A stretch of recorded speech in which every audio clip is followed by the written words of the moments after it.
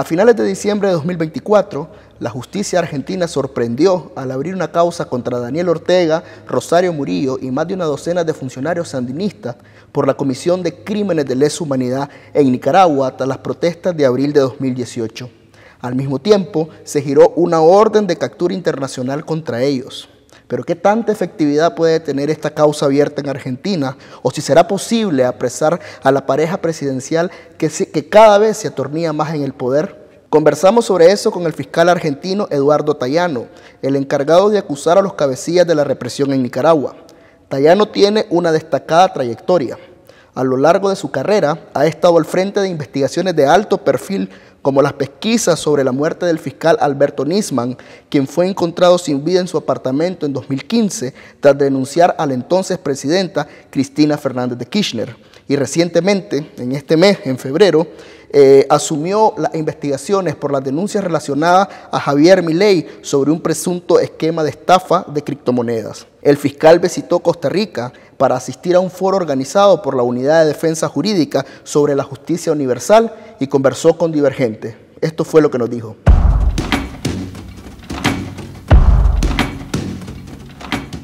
Fiscal, en diciembre del año pasado la justicia de su país aceptó una causa contra Daniel Ortega, Rosario Murillo y sus principales operadores por la comisión de crímenes de lesa humanidad.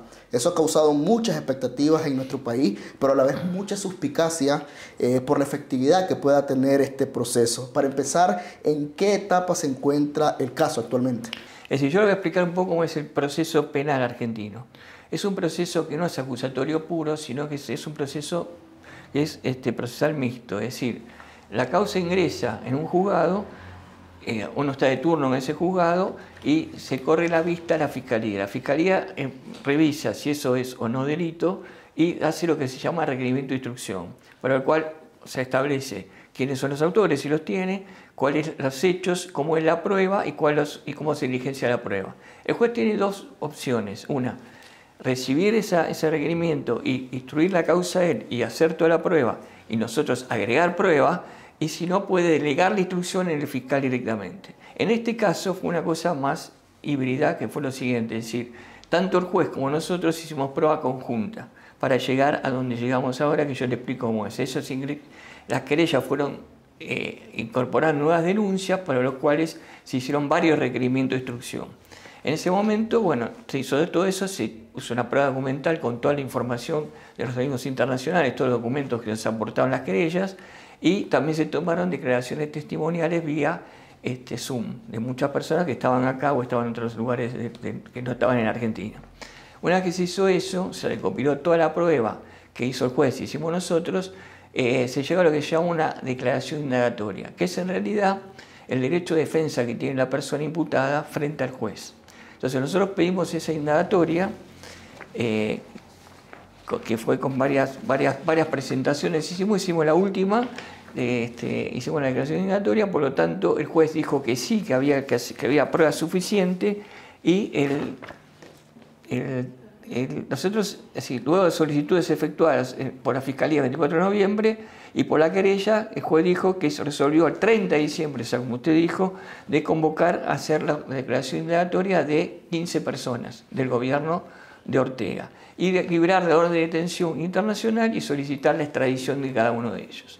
Eso es el estado actual de la causa, por el cual también se libraron las órdenes internacionales de captura y se liberaron las circulares rojas de Interpol. Eso lo tiene que hacer vía judicial, lo hizo el juez.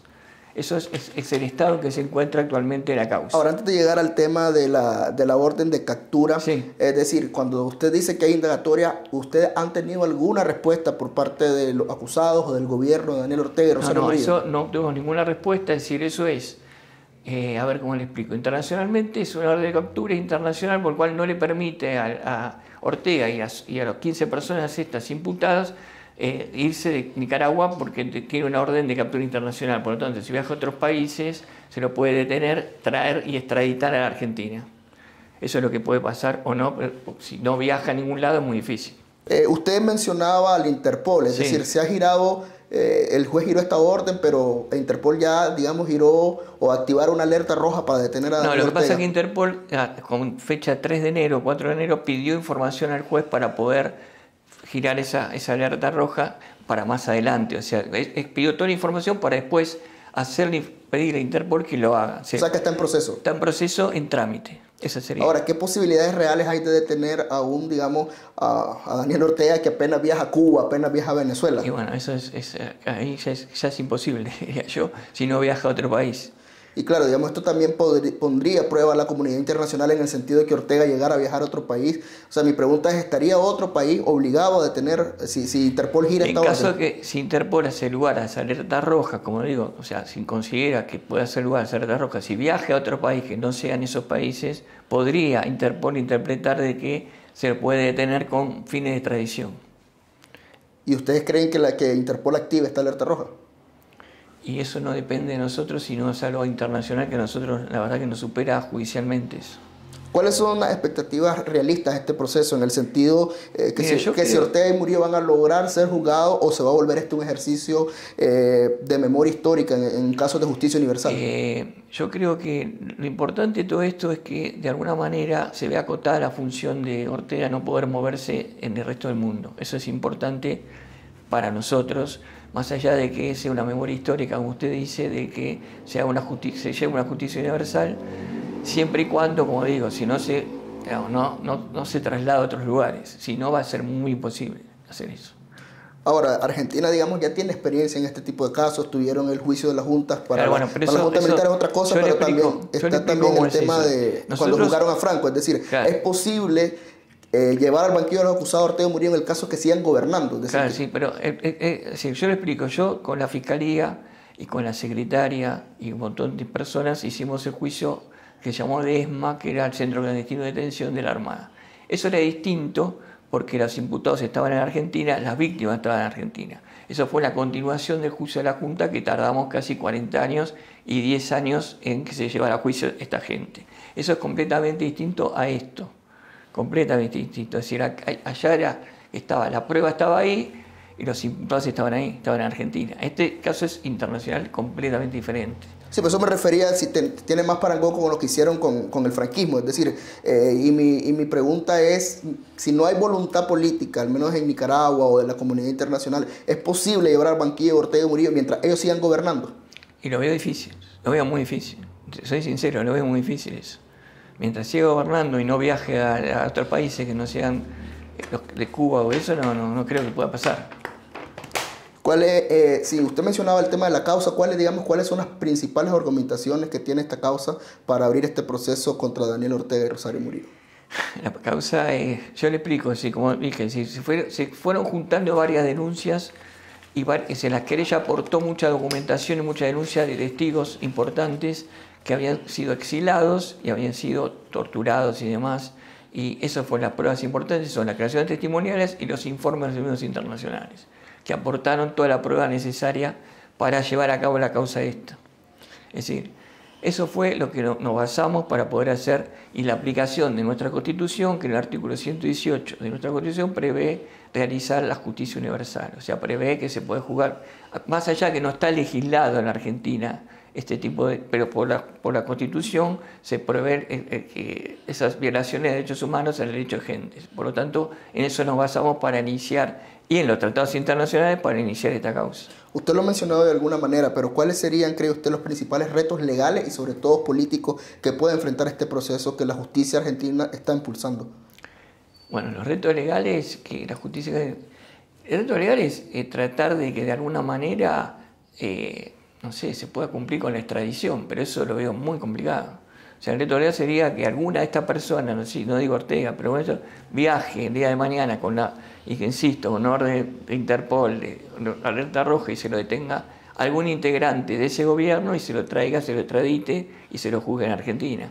Eso es lo que puede pasar, pero eso es hipotético. Bueno. Hasta ahora el caso ha causado mucha tensión. ¿Han recibido ustedes presiones externas o intentos de frenar la investigación hasta ahora? Para nada, no, ninguna.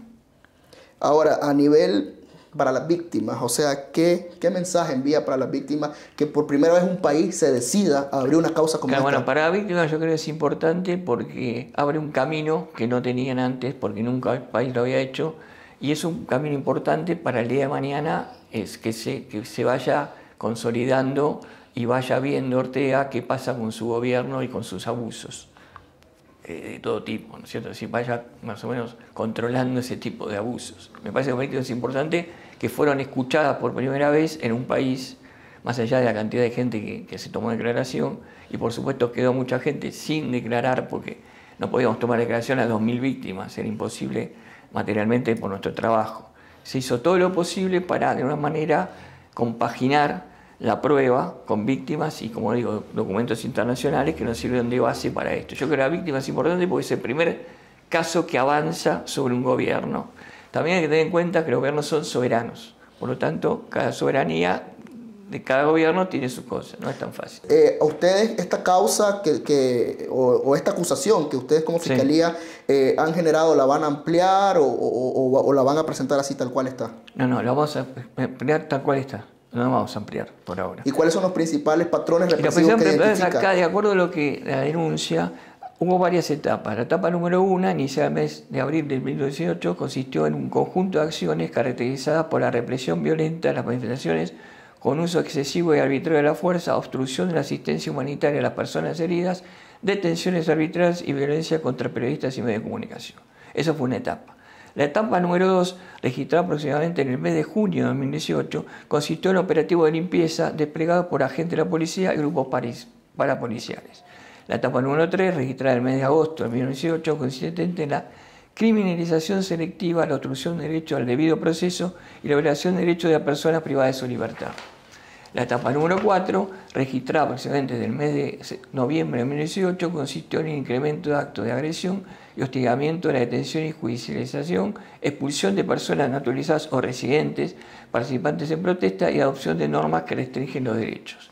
La etapa número 5, registrada en abril de 2020, consiste en detenciones breves de personas que son llevadas a centros clandestinos de detención, vigilancia masiva y permanente en los espacios públicos, excarcelación de personas que pasan a ser vigiladas y objeto de nuevas detenciones con cargos penales relativos a delitos comunes y narcotráfico.